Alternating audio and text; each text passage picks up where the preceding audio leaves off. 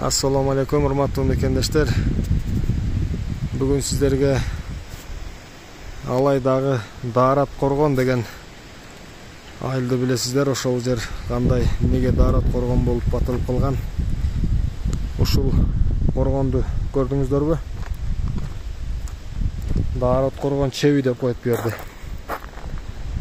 Бул жер илгери чеп болгон, ана төрт бурчунда. Ушул жерди коргогон солдаттары турган. Мына дарбазасы ар дайым ачык турат экен.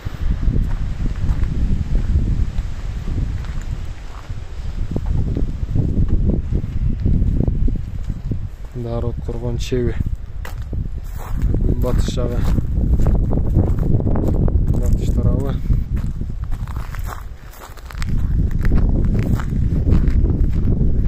Мына төрт бурчунан жоокерлер кайтарып турганда.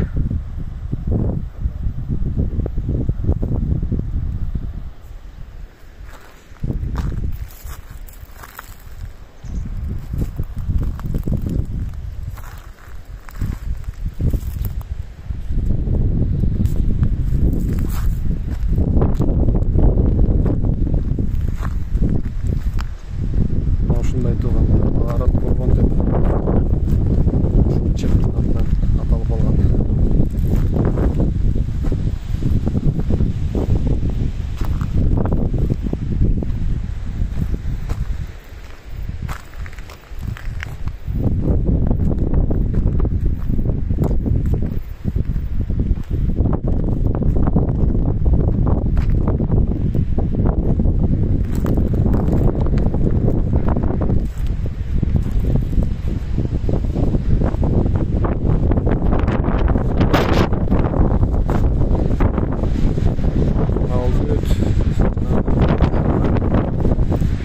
Sonun o yerler, orundaki yerler.